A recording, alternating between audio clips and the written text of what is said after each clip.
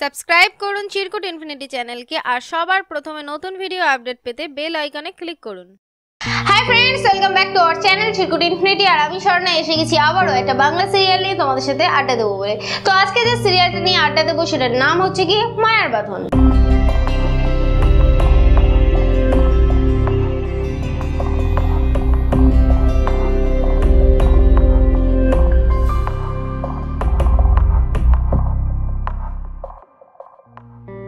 মায়ের বাঁধন সিরিয়ালটা হয় স্টার জলসায় আর এটা হয় বিকেল ঠিক 5:30টার সময়। তো এই সিরিয়াল সম্পর্কে আমি আগে অনেক ভিডিও ছেড়ে এসেছি, তোমরা অনেকেই সেগুলো মিস করে গেছো। কি করতে হবে সেগুলো একটু দেখতে হবে তো, নাকি নাহলে মনে থাকে কোনটার পরে কোনটা চলছে। তো যাই হোক, সেগুলো দেখার জন্য কি করতে হবে, নিচে ডেসক্রিপশন আছে সেখানে যেতে হবে, আর সেখানে গিয়ে দেখতে হবে একটা লিঙ্ক আছে, সেই লিঙ্কে গিয়ে ক্লিক করতে হবে। ক্লিক করলেই পৌঁছে যাবে আমার আগের ভিডিওতে, আর দেখতে পাবে আগে আমি কি বলে এসেছিলাম। তো যাই হোক, এই সিরিয়ালে তো নানান রকম ভজঘট লেগেই রয়েছে।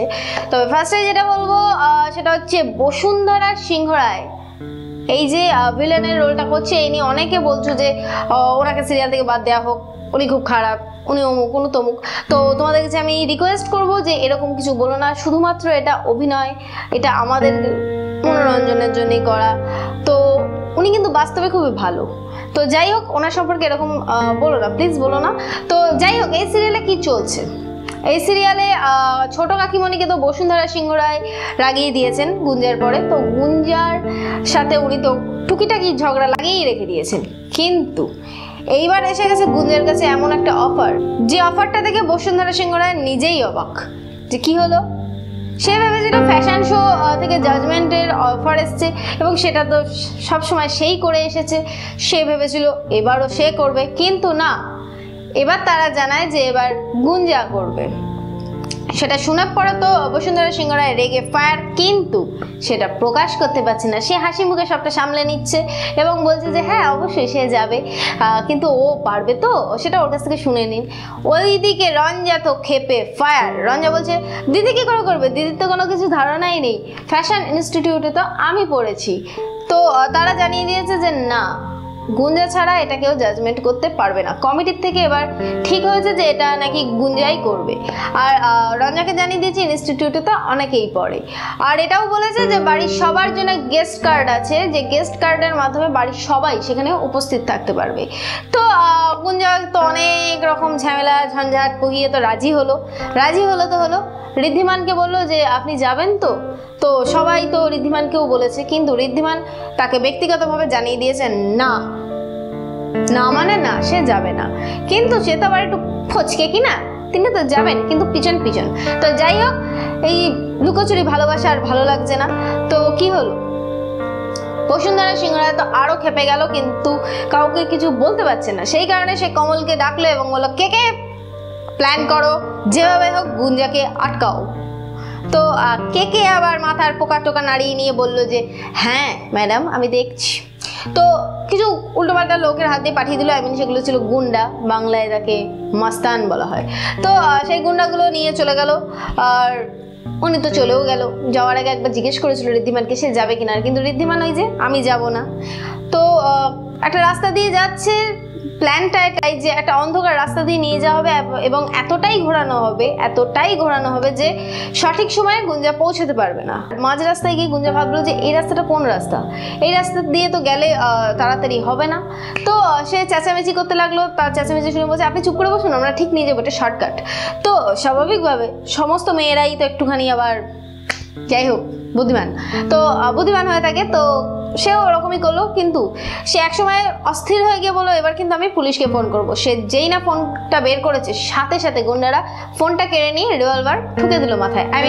গুলি টুলি করেনি, সেটাকে ধরেছে, ভয় দেখিয়েছে।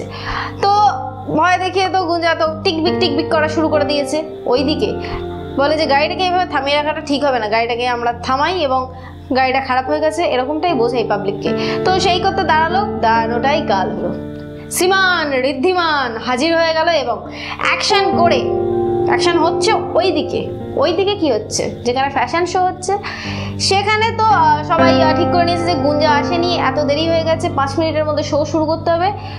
সেক্ষেত্রে গিয়ে বলা হয় বসুন্ধরা সিংহ রায়কে, উনি তো ফার্স্টে একটু ভাওটাও খায়, তো ভাওটাও খেয়ে নিয়ে উনি বলেন যে হ্যাঁ আমি রাজি, আমি করব।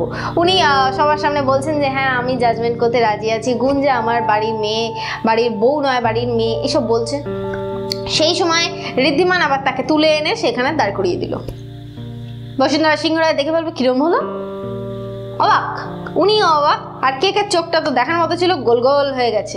তো যাই হোক, ওরা তো অবাক হয়ে গেছে এবং ভালোভাবে হ্যাপিলি শোটাকে কমপ্লিট করে, জাজমেন্টটা কমপ্লিট করে দিল এবং তারপরে বাড়ি ফিরে এলো। বাড়ি ফিরে আসার পরে তাদের মাথায় একটাই চিন্তা যে কে এরকম করছে।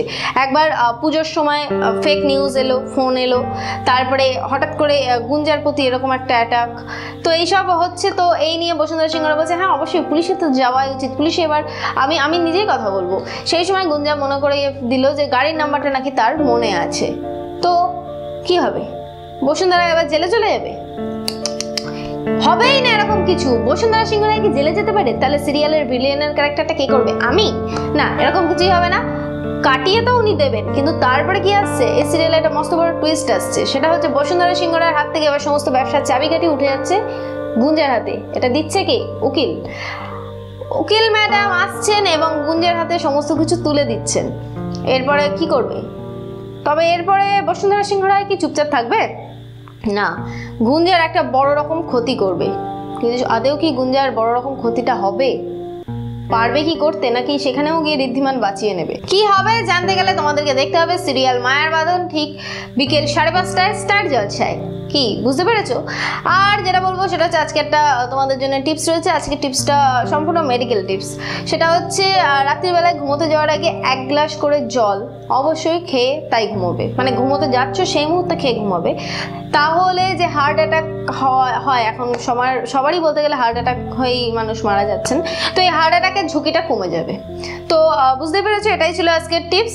আর যেটা বলবো সেটা হচ্ছে আমার ভিডিও যদি তোমাদের ভালো লেগে থাকে তাহলে অবশ্যই করে লাইক করো, আর যদি কিছু বলতে চাও তাহলে কমেন্ট করো, আর হ্যাঁ শেয়ার করে আরেকজনকে দেখার সুযোগ করে দিও, কারণ তোমার শেয়ার ছাড়া আরেকজন কিন্তু কখনোই এই ভিডিওটা দেখতে পাবে না।